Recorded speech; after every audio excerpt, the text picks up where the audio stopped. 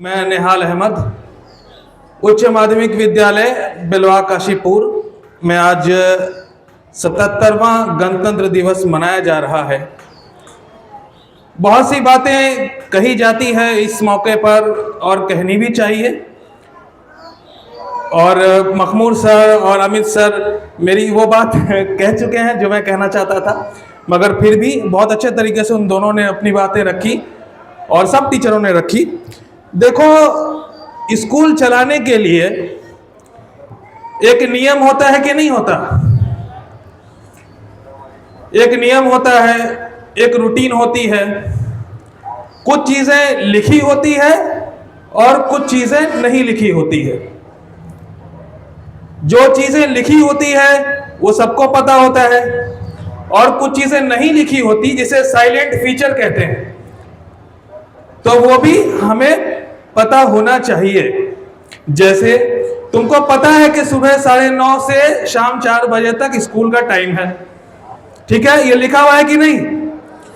लेकिन क्लासरूम में अपना बिस्तर रजाई लेकर आते हो? नहीं ना। अगर रजाई लेकर आ गए क्लासरूम में, रजाई ओढ़ के आ गए, तो ये अटपटा लगेगा कि नहीं? तो कुछ चीजें लिखी होती है और कुछ चीजें नहीं लिखी होती है, हमें उन दोनों की तरफ ध्यान देना है। और जैसा कि ये देखो, तिरंगा है, 3 रंग से बना है। अगर ये सिर्फ सफेद होता तो क्या अच्छा लगता?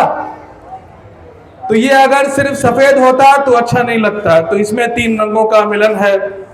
चमन के माली अगर बना ले चमन में अपना शुआर अब भी, चमन के माली अगर बना ले चमन में अपना शुआर अब भी, चमन में आ सकती है पलटकर चमन की रूठी बहार अब भी। तो ये बातें थी। और भारत एक नाव की तरह है, एक कश्ती की तरह है जो मौजों में चलता है और वो कभी डगमगाता भी है। लेकिन यहाँ के लोग इतने समझदार हैं कि वो उसे डूबने नहीं देते। मौजों में जब मौजों की रवानी में जब कोई कश्ती नाव चलती है तो वो डगमगाती है, लेकिन हर नाव डूबती नहीं है। तो भारत भी कुछ ऐसा ही है। मखमूर सर कैमरा इधर कर देंगे। भारत भी कुछ ऐसा ही है, और भारत में भी बहुत से लोग समझदार हैं।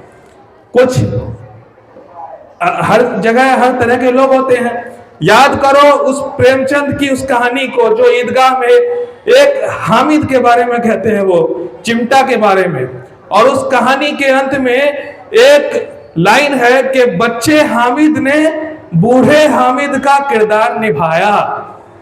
मतलब वो बड़ी सोच, वो अच्छी सोच, वो मेल जोल वाली सोच, लोगों को मिलाने वाली सोच तुम्हारे अंदर भी हो सकती है। उसके लिए 60 साल का बूढ़ा होना जरूरी नहीं है।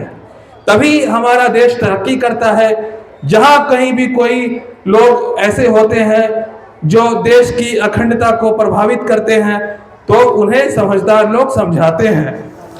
तभी हम यहां तक पहुंचे हैं और हमारा देश पहुंचा है। तो अगर हम चाहते हैं कि कोई भी इंसान हम पर शासन ना करे, हमें तोड़े नहीं, तो हमें चाहिए कि हम अपने घर के मसले को अपने घर में रखें। तभी, वरना हमारे पड़ोसी और दूसरे लोग जो मौके की तलाश में होते हैं, वो उस मौके को अपने लिए भुना ना सकें। धन्यवाद।